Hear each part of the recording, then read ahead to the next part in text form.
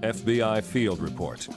On January 21, 1953, Rustin was arrested by the police department in Pasadena, California, as a suspected sexual pervert. He was charged with lewd vagrancy and sentenced to 60 days in the county jail.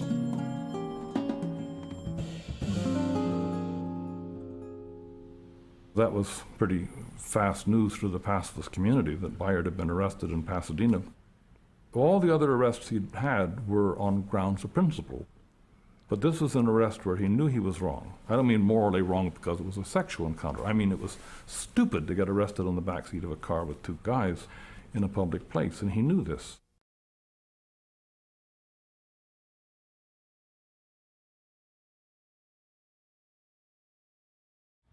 When I arrived in Montgomery, Dr. King had very limited notions about how nonviolent protests should be carried out. When I first got there, the leadership had Dr. King's home protected day and night by men not only with shotguns, but with pistols. What do you want? I'm here to see Dr. King. Nelson, who is it? Good evening, Mrs. King. Bayard Rustin. Bayard Rustin. Excuse me. Well, if Bayard Rustin is here, then I guess we've arrived.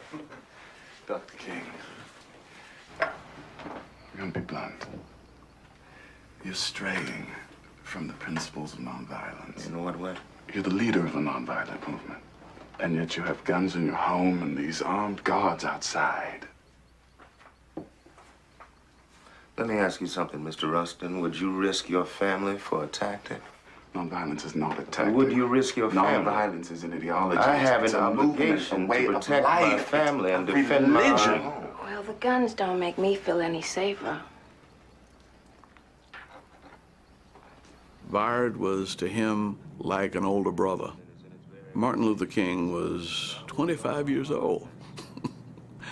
And he didn't have the history and the experience that Bayard shared with him.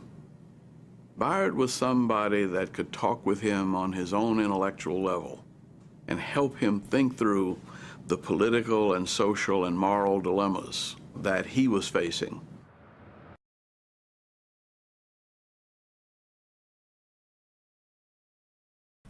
Howe then made a speech in which he said to the press that there were immoral elements working in the civil rights movement. That message was clear. It was aimed at Bayard as the immoral element, and Bayard knew that they would bring up the arrest record if he didn't get out. Adam Clayton Powell didn't want blacks picketing the Democratic Convention. In fact, he went so far as to warn King that if King did not withdraw his support from that demonstration, he would go to the press and say there was a sexual affair going on between me and King. Martin was so terrified by this threat that he decided he would get rid of me.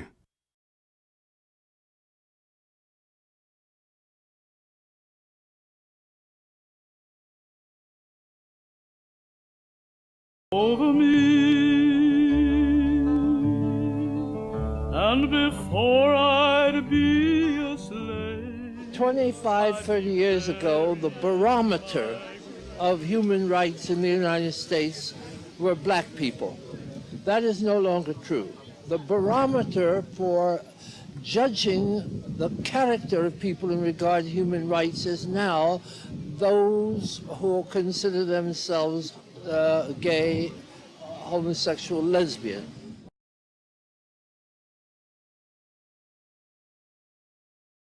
I grew up in the aftermath of Dr. Martin Luther King. I joined the New York branch of SCLC the year he died. I was 12 years old. I became the youth director of Operation Breadbasket in New York under Reverend Jackson at 13. A few years later, because of some differences in the organization, Reverend Jackson left, and therefore I left. And I decided to form my own youth group in New York.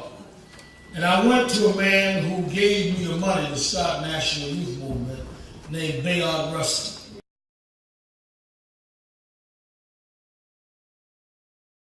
And Bayard Rustin gave me the funds. It started National Youth Movement and kept me going in civil rights.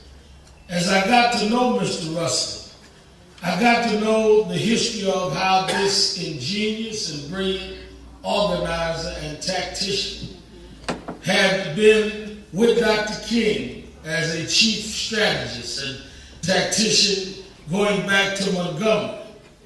But because of his being a homosexual, the FBI and others tried to morally blackmail Dr. King into shunning Bayard Rustin. And because of some of the homophobia in the church, try and isolate him. If we allow some latent or hidden bias of our own, inhibit the maximizing of a liberation struggle. Because they could not have attempted this blackmail had they not depended, Keith Boykin, on the homophobia of those that were involved in the movement.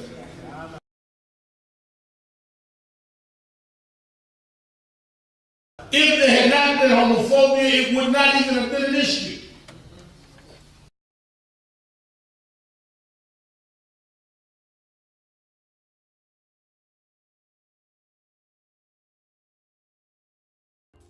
Black issues are more important to me in terms of the collective of black people and what happens to us than simply my sexuality.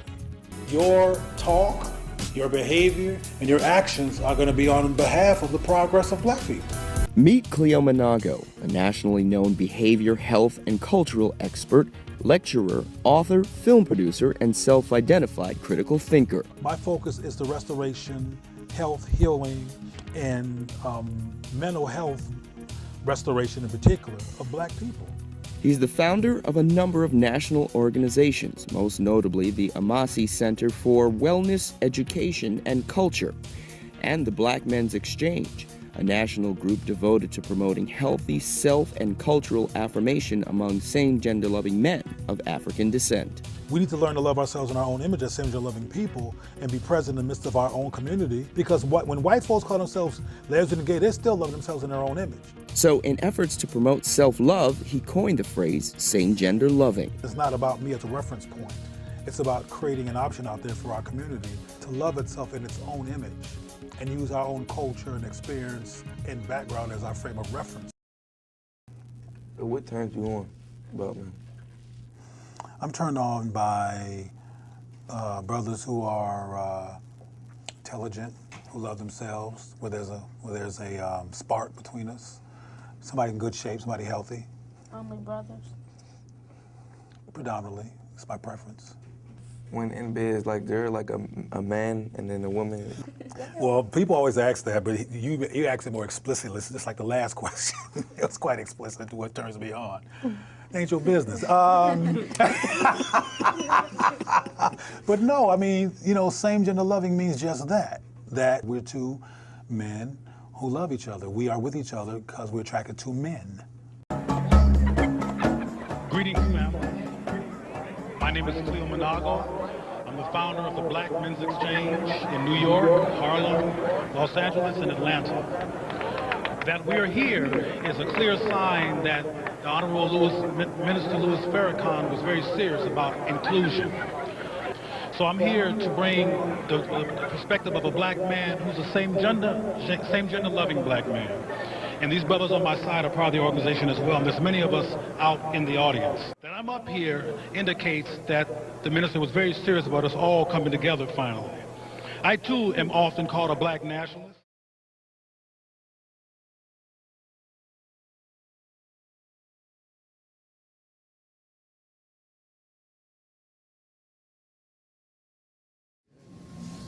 Now, Shatila is clear. He almost never stutters because he's clear. Anybody in our community has to be defended and protected. First of all, I don't look for sexual identification or sexual orientation or anything like that. One. Two, Anybody, it's crazy to say you can't join the revolution and hate to fight and struggle to fight white power because you're homosexual. That's the most, I can't believe that is even conceptually something that is tenable.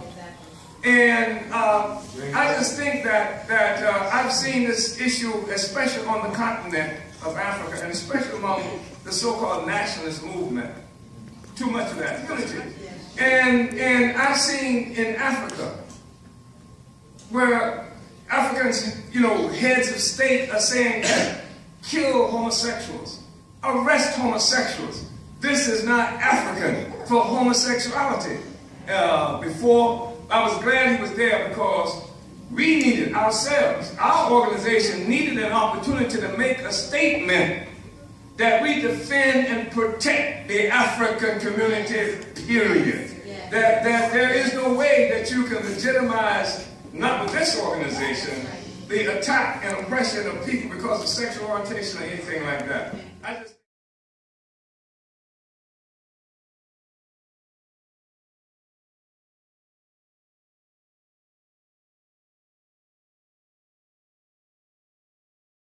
So this New Year's a shout out to the giant called Tyler Perry, a spiritual giant, a magnificent human being, and I pray that this year his art, his greatness will shine even more in healing our people through mass projection of drama through film and plays. Look, I was talking with a sister one day, and she mentioned one of my ministers. And she said, he was abused when he was young. I didn't say a word. But when she said that, I brought him up in my mind and I looked at him. Some of us are very authoritative because we're trying to be men because somebody did something to us. I had a wonderful helper in Brother Khalid Muhammad.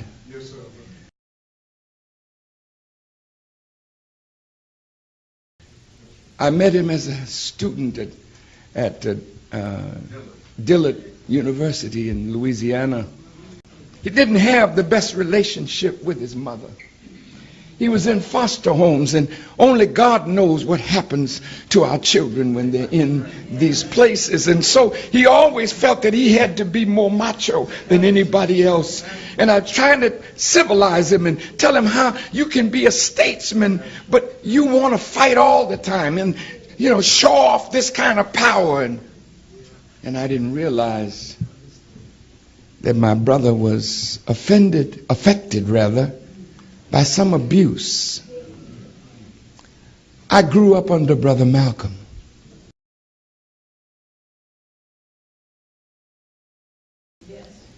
He was my mentor. Malcolm had a problem with women. And if you read his autobiography and you read the latest book by Manning Marable,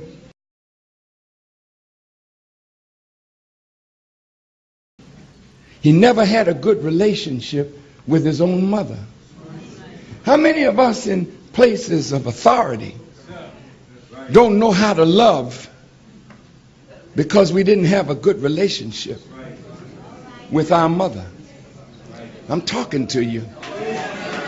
See, if you don't have a good relationship with your mother, you don't know how to love, because nurturing is what a mother does, and she does it out of love. And when you don't have that kind of relationship, you grow up not knowing how to love. Listen to me good now, because if you're going to be a true Christian, the love of God has to be at the root of your words, the root of your actions. But when you don't know your mother and don't love your mother, you can't love nobody else.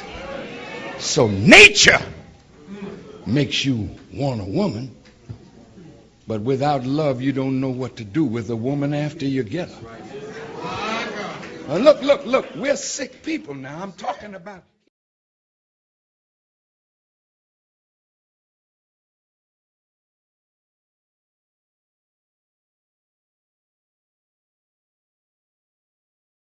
I'll start with, why did you change your philosophy? Why did you go out on a limb and say gays are accepted in heaven, something that the black church disagrees with? Well, not only the black church, the church disagrees with it. And my gay friends, and I have several over the years, were some of the most sensitive, loving, creative, ingenious, generous people. Some are members of my family. What would we do if Eddie Long really was involved in these relationships? Jamal says the bishop began a slow sexual seduction, which became intimate and more intense after the young boys became of legal age. He says at one time he loved Bishop Eddie Long, but he can't escape the nightmare of what he says Long did to him as a young man. I cannot get the sound of his voice out of my head, and I cannot forget the smell of his cologne. And I cannot forget the way that he made me cry many nights when I drove in his cars on the way home, not able to take enough showers to wipe the smell of him off of my body. And then what do?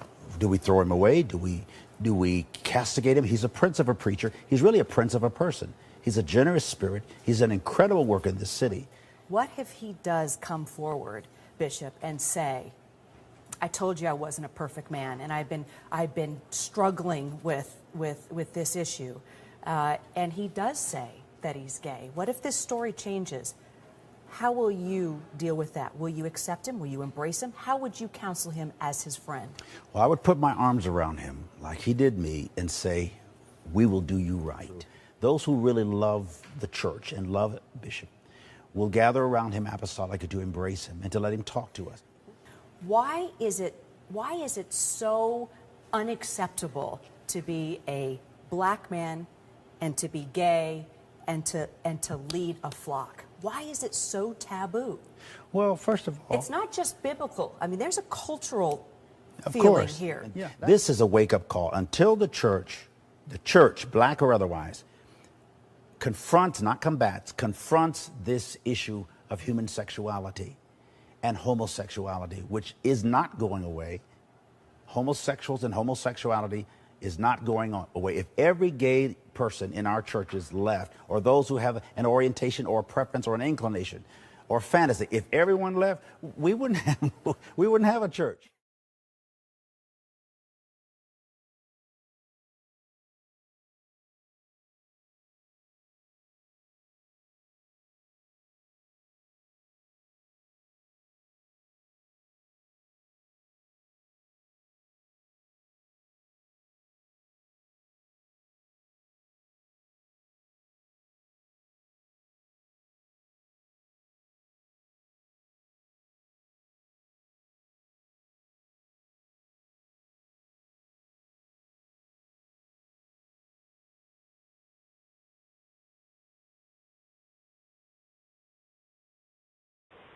I hope I'm being clear with this because, look, brother, we're in 2014 right now.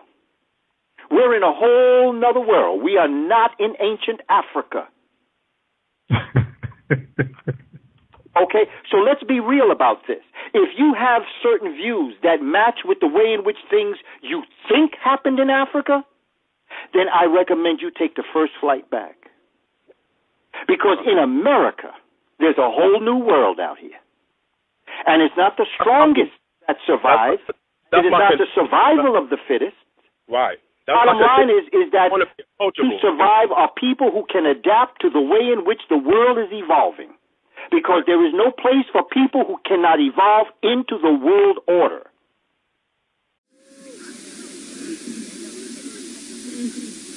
See, may I say to my LGBTQ family, let me tell you something. See, those of us who are students of Elijah Muhammad, we're people. We don't ask you what your sexual preference is. We love you. There it is. There it is. We're not your judges. We want to work together to free our people completely. Yes, sir. So to my family, this is my family. Yes, sir. Yes. Yes. You'll never find me or us condemning you for what has become of us in our sojourn. Because all the holy ones who will point to a gay brother or sister are fornicators, adulterers, freaks, and everything else. So who of us can throw a stone at the next one? None of us. Look at them, brothers and sisters.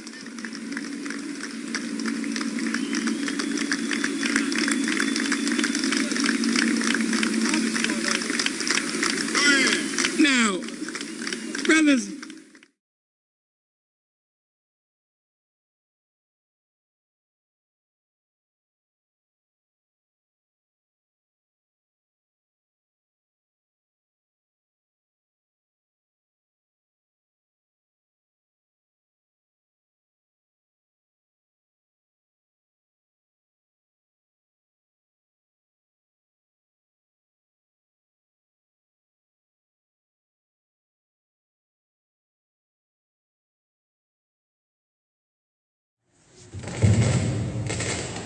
and that is a young guise who many of you know.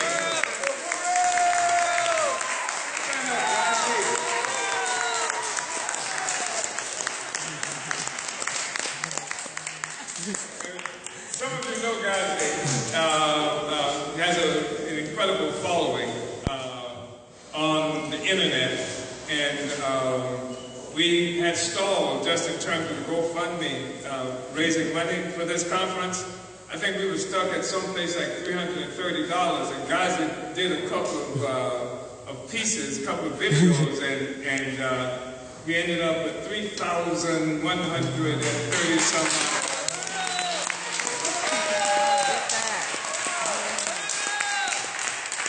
And if you don't know Guise, you should. You should go and watch his stuff. It does incredible stuff. Yeah, so I just wanted to acknowledge him.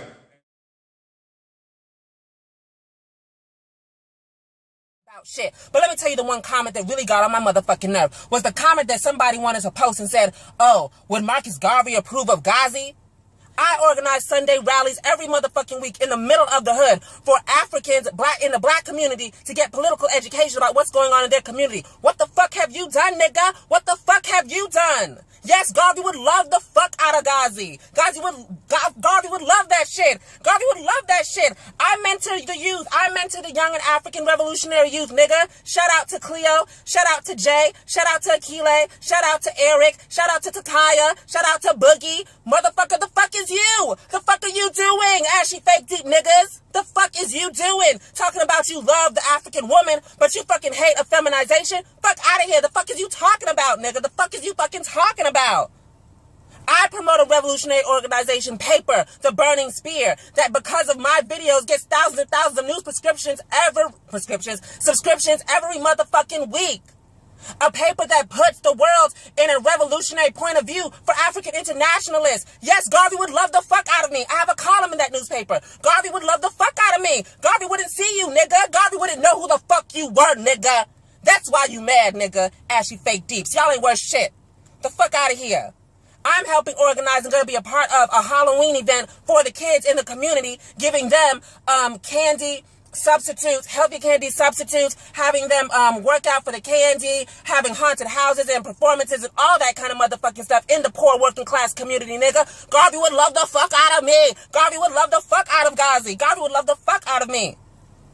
I'm here with the Huru movement pushing African Charge Genocide petition. I'm here with the Huru movement and now have become a leader within the Huru movement. I moved from all the way from California, dropped my whole life, committed class suicide, moved all the way to Florida, and now have become a leader in the Huru movement. We're queer. We're gonna rule the world. We're young. We're queer. We're gonna rule the world. Check 1 2 1 2. Let's get some volumes in here. Check 1 2 1 2 1 2. My offer the great disaster. Don't get confused about my way of life. It's not gangster, it's militant, ill intent. I mastermind and leave a federal building bent. Build a tent and live in the wilderness. Shop in a tree branch, in a river spearing fish. I'm fearless. Every now and then you might find a video of me through my media pipeline. It's wartime. Check 1 2. The irritated genie. The one who would crack is a what? Southpaw's in the house. So we call him the cracker because he cracked the foundation of the black community, the black woman. It's a war on the horizon. One thing has been consistent with our people. Let's go, Paul. They say Zeus descended as an eagle and kidnapped this young boy named Ganymede. He forced this young boy to be his lover. How sick is that? The Greek god known as Zeus was a twisted cat. They say he had many faces and wore many hats. The lascivious behavior of the elite Greek male was mirrored in the antics of his gods. The all-powerful Zeus was a philandering husband whose sexual appetites ran the gamut from goddesses to mortal women to young boys. Homosexuality accepted by blacks, but when I backtrack, I see no history as European trickery. We weren't involved in such white sex acts. You disagree, the burden's on you to prove it existed. In Africa, amongst the original Egyptians, show me bestiality and Kemet. Show me pyramids where homosexuality was represented. The image imprinted. You can't cause it ain't culture. Wrong for fighting this 10,000-pound gorilla in a song. Bring it on. Am I wrong for fighting this 10,000-pound gorilla in a song? Bring it on. Am I wrong for fighting this 10,000-pound gorilla in a song? Bring it on. Am I wrong for fighting this 10,000-pound gorilla in a song? Bring it on. Julius Caesar was every man's wife and every woman's husband. Columbus raped Indian boys by the dozen. The Middle Passage, blacks yelling and suffering across the Atlantic. Chained down in pain, somehow they survived. Although effeminized by the white bandits, death and disease left some slaves stranded, floating in the ocean where their bodies were examined by the sharks. And in the dark they would follow, waiting for a taste of this human cargo. Those sharks didn't swallow or put on sex farms, made it and forced to use white sex norms. Incest, sex with your cousin and your sister. How could you forget all that they done to us? Am I wrong for fighting this 10,000-pound gorilla in a song? Bring it on. Am I wrong for fighting this 10,000-pound gorilla in a song? Bring it on. Am I wrong for fighting this 10,000-pound gorilla in a song? Bring it on. Am I wrong for fighting this 10,000-pound gorilla in a song? Bring it on. James Baldwin and William Styron were interracial homosexual lovers that decided to architect and construct a new version of Nat Turner's life that will marginalize them. Damn, James, how you do that? Team up with a cracker to downplay what Nat did with an axe to the master. You knew when Nat Turner meant the blacks. I read your poems, you had your hands on the pulse of the people. It seems that Nat Turner represent the dangerous role before Martin King. Maybe you should review the roots. A literary genius, why'd you let this William come between us? Nat Turner lives and he'll always be seen as the meanest slave ever, the cracker beheader. Am I wrong for fighting this 10,000-pound gorilla in a song? Bring it on. Am I wrong for fighting this 10,000-pound gorilla in a song? Bring it on. Am I wrong for fighting this 10,000-pound gorilla in a song? Bring it on. Am I wrong for fighting this 10,000-pound gorilla in a song? Bring it on. NAMBLA, the North American Man-Boy Love Association, teamed up with gays and fought for rights. They all sick, one and the same. They think it's okay to screw boys at 14. It's wrong that we have laws in America that criminalize sexual behavior, things like the age of consent law and sodomy repeal, and we're going to see that those laws will fall. They gone insane, jump shot, dribble, bounce pass, it's all the same game, blow the whistle. They foul fags, more than a little. Hey, why are we practicing their sex rituals? some say I'm spewing hate. I say they used African babies as alligator bait. Let me navigate up to 2008, 2009, 2010. They selling black kids to homosexual men and lesbos too, man, we gotta step in. Am I wrong for fighting this 10,000-pound gorilla in a song? See a time in which we as a nation finally recognize relationships between two men or two women as just as real and admirable as relationships between a man and a woman.